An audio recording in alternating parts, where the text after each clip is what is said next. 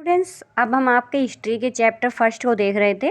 कल हमने यहाँ तक कर लिया था कि ठीक है, फॉरेन वर्ड हमने देखा था, विदेशी वर्ड। अब हम देखेंगे historians and their sources. Historians इतिहासकार जो इतिहास लिखते हैं, पास्ट को लिखते हैं, और उनके सोर्सेज क्या हैं, किस बेस पे लिखते हैं। Historians use different types of sources to learn about the past depending upon the period of their study and the nature of their investigation. जो इतिहासकार हैं वो यूज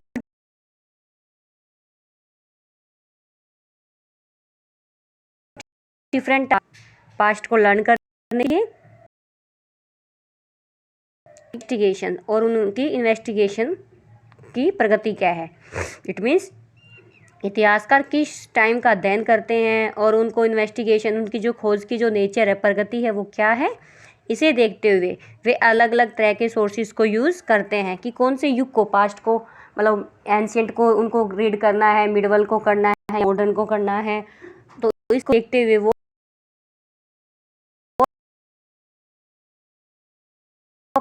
अपने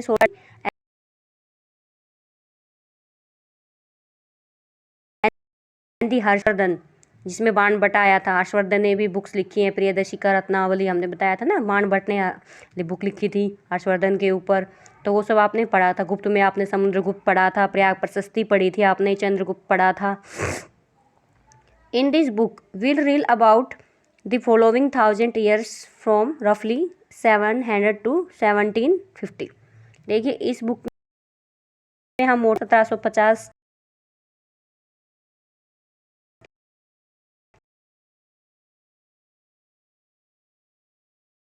ईस्वी historians for the study of this period. इस period के अध्ययन के लिए जो इतिहासकार हैं उन्होंने जिन सोर्सेज का यूज़ किया है या जिन सोर्सेज को यूज़ करते हैं, उनमें आपको बहुत सी ऐसी बातें मिलेंगी जो पिछले युग से वैसी ही चली आ रही हैं। यू विल नोटिस कि कंटिन्यूटी चली आ रही है सोर्सेज की, ठीक है।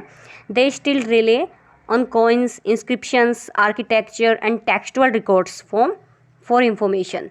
आप देखेंगे कि वो इतिहासकार इस काल के बारे में इंफॉर्मेशन इकट्ठी करने के लिए अभी भी कॉइन, सिक्कों पर, इंस्क्रिप्शन, शिलालेख, आर्किटेक्चर जो स्थापत्य, जो भवन निर्माण कला है वो, एंड टेक्सचुअल लिखित सामग्री पर डिपेंड करते हैं।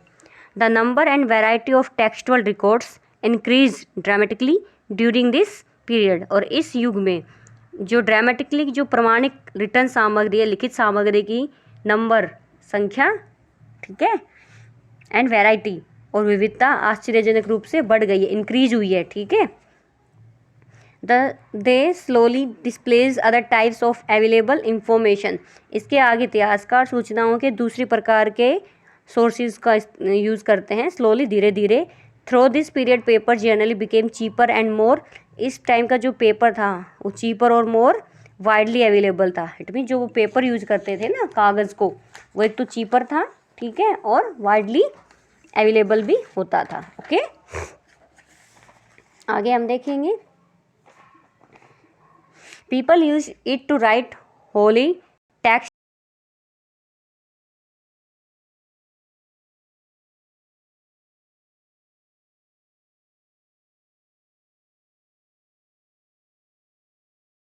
उनके जो होली टेक्स्ट होते हैं, धर्म ग्रंथ, जैसे आप क्रिश्चियंस का देखते हो बाइबिल, ठीक है, मुस्लिम्स का कुरान है, हिंदूज़ की भगवत गीता है, तो ये अलग अलग जो बताते हैं धर्म वाले, तो धर्म ग्रंथ और शासकों का जो टाइमिंग और संत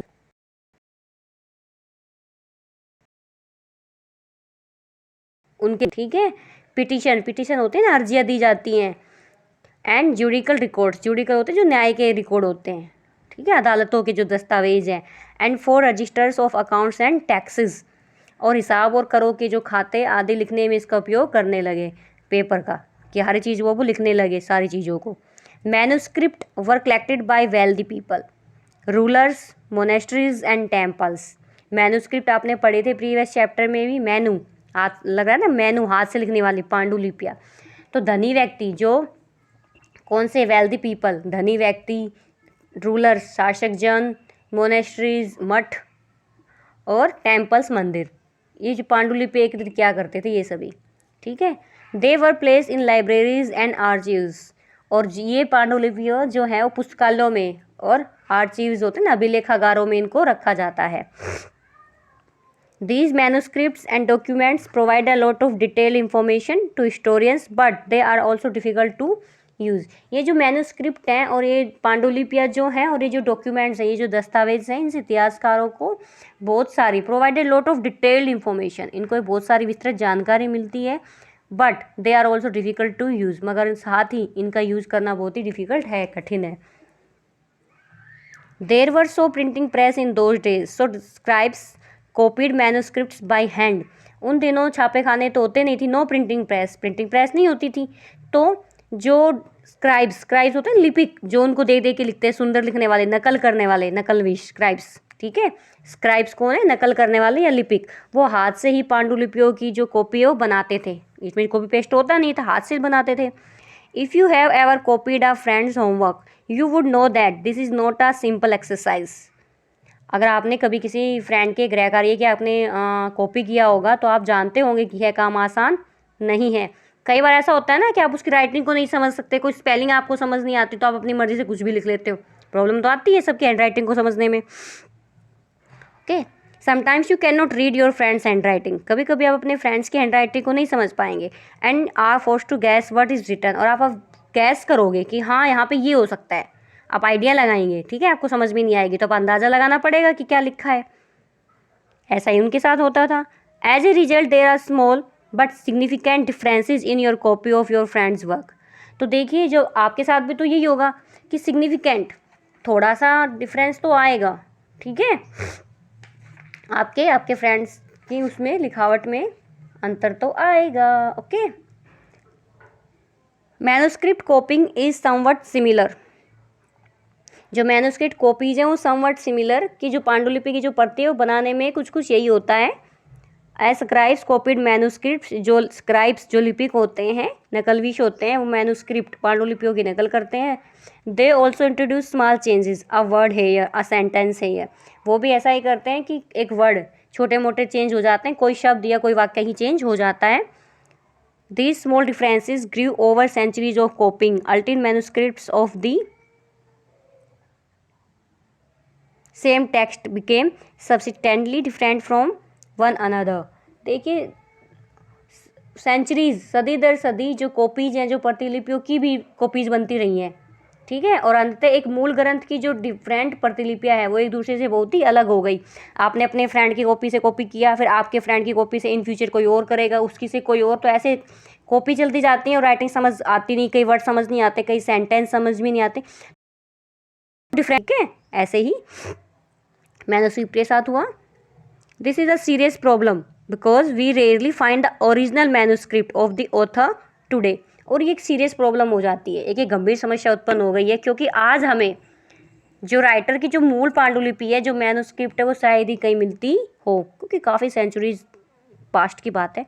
we are totally dependent upon the copies made by later scribes, और हम पूर्ण रूप से जो स्क्राइब्स हैं, जो लेखक हैं, उनके द्वारा जो मूल पांडुलिपि को उन्होंने कॉपी किया था, उसी के ऊपर हम पूरी तरह से डिपेंड है, निर्भर रहना पड़ता है। As a result historians have to read different manuscript versions of the same text to guess what the author had originally written. इसलिए इस बात का अंदाज लगाने के लिए मूलतः लेखक ने क्या लिखा है, इतिहासकारों को एक ही ग्रंथ की अलग अलग कॉपीज़ को, अलग अलग स्क्रिप्ट को, अलग अलग टेक्स्ट को पढ़ना पड़ता है, ठीक है। On occasion authors revise their chronicles at different times. कई बार लेखक स्वयं भी टाइम पर अपने मूल, उनका जो मूल वो है ना, उसमें भी चेंज कर लेते हैं, वो अपने मूल उसमें वृत्तांत में। The 14th century chronicle Ziauddin Barani wrote his chronicle first in 1356 and another version 2 years later। देखिए 14वीं शताब्दी के इतिहासकार थे जियाउद्दीन बर्नी, ने अपना पहला क्रॉनिकल वृत्तांत लिखा 1356 में, दूसरी बार इसके 2 वर्ष बाद लिखा।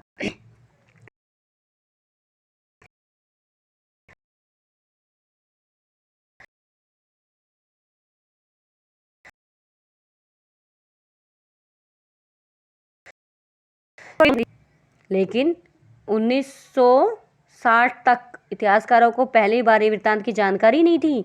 It remain lost in the large library collections. यह लाइब्रेरी के लार्ज कलेक्शन में कहीं दबा पड़ा था।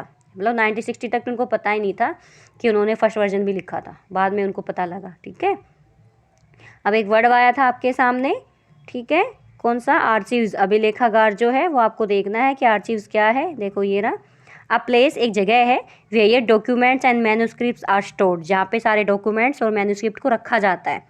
Today all national and state governments have archives where they keep all official records and transactions, that is archives. Okay, आगे हम देखेंगे new social and political groups, नए सोशल सामाजिक, पॉलिटिकल राजनीतिक ग्रुप समूह, ये हम देखेंगे। The study of 1000 years between 700 and 1750 is a huge challenge for historians, largely because of the scale and variety of developments that occurred over the period. सन 1700 से और 1700 के बीच के 1000 ईयर्स, 1000 वर्षों को रीड करना, अध्ययन करने के लिए इतिहासकारों के आगे एक बहुत ही ह्यूज चैलेंज, बहुत भारी चुनौती रखता है। मुख्य रूप से इसलिए, अब चुनौती क्यों रखता है? इसलिए कि इस पूरे टाइम पीरियड में बड़े, बहुत ही लार्जली, बहुत ही बड़े पैमाने पर अनेक तरह के चेंजेस हुए, वैरायटी ऑफ डेवलपमेंट्स हुए, चेंजेस हुए।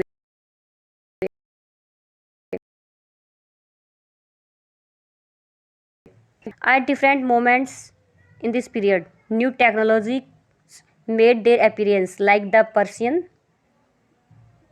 wheel in irrigation, the spinning wheel in weaving, and firearms in combat. अब क्या क्या चेंजेस आए?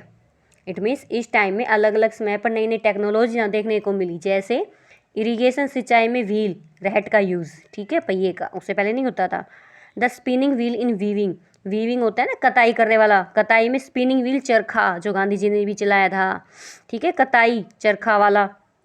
And fire arms in combat, और फायर आर्म्स होते हैं ना बारूद वाले हथियार, कॉम्बैट, ठीक है, फायर आर्म्स इन कॉम्बैट, युद्ध में आग्नेय वाले बारूद वाले हथियारों का यूज़, ये सब नया हुआ था, टेक्नोलॉजीज आई थी। New foods and beverages arrived in the sub continent, potatoes, corn, chillies, T and coffee.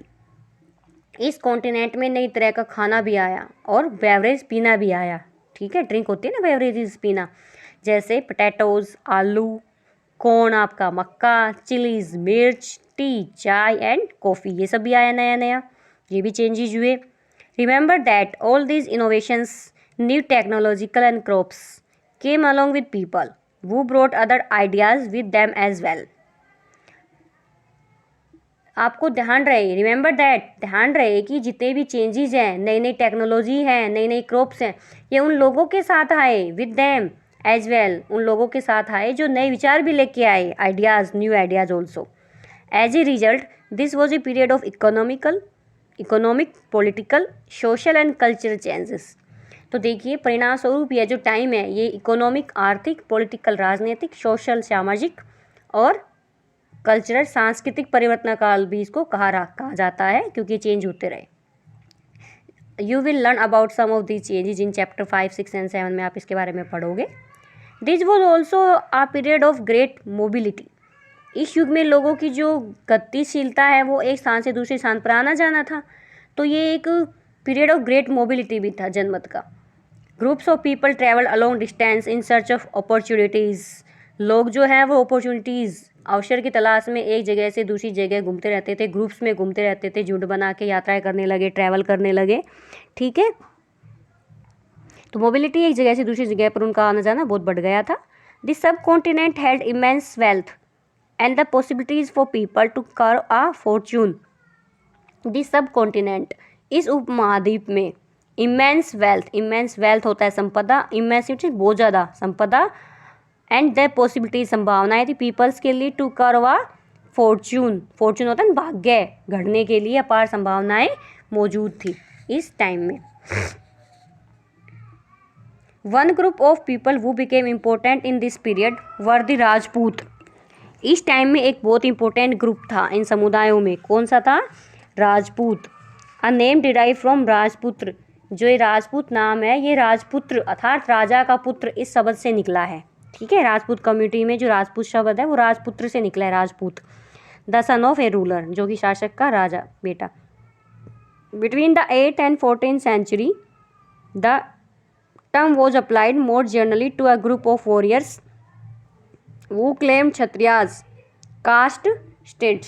देखिए 8वीं से 14वीं सदी के बीच में यह नाम आमतौर पर किसके लिए लिया जाता था? ग्रुप ऑफ वॉरियर्स, योद्धाओं के लिए लिया जाता था। ठीक है, तो देखिए, ठीक है, अप्लाइड मर generally to a group of warriors who claim Kshatriyas. देखिए 8वीं से 14वीं सदी के बीच में यह नाम आमतौर पर वॉरियर्स, योद्धाओं के उस ग्रुप के लिए यूज होता था जो क्षत्रिय वर्ण का होने का दावा करते थे, Kshatriyas status. The term included, जो ये टर्म है ये इंक्लूड होती है नॉट जस्ट रूलर्स के लिए and chieftains but also soldiers and commanders who serve in the armies of different monarchs all over the subcontinent।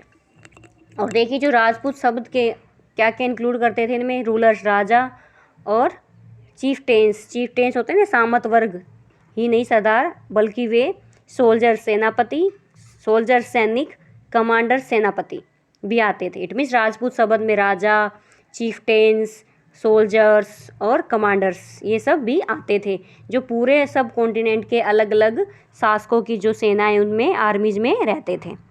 Uh chivalric code of conduct, extreme valour and a great sense of loyalty were the qualities attributed to Rajputs by their poets and bards. ये देखिए line important है। Poets कवि, bards होते हैं चारण, जो कि गाना जो राजा है उनकी प्रशंसा में गाने गाते हैं, बार्ड्स। ठीक है, कवि और चारण राजपूतों की जो आचार संहिता है, क्लवरिक कोड ऑफ कॉन्डक्ट, आचार संहिता, उनका जो क्या है पराक्रम, एक्सट्रीम वैलोर होता है ना कि उन्होंने पराक्रम दिखाया जो अपना, और लॉयल्टी होती है स्वामी भक्ति का, वो गुणगान करते थे। इट मीन्स कवि और चारण राजपूतों की जो आचार संहिता है उनका एक्सट्रीम वैल्यू पराक्रम, परगल और ग्रेट सेंस ऑफ लॉयल्टी, स्वामी भक्ति का गुणगान करते थे। Other groups of people such as the Maratha, Sikh, Jat, Ahoms and Kayasthas. Kayastha क्या है? एक caste of scribes and secretaries. जो कायस्थ है बेटा वो लिपिक, स्क्राइब हमने पढ़े थे, और स्क्रेटेरियस होते हैं ना मुंशी, कार्य करने वाले एक जाति थी Kayastha. Also use opportunity of the politically important. तो ये ले रहे हैं कि इस टाइम में पॉलिटिकल दृष्टि से महत्व, इम्पोर्टेंस हासिल करने के अवसरों का लाभ किस किस ने उठाया? मराठा, सिख, जाट, अहोम और कायस्थ। ठीक है, इन सब ने उठाया।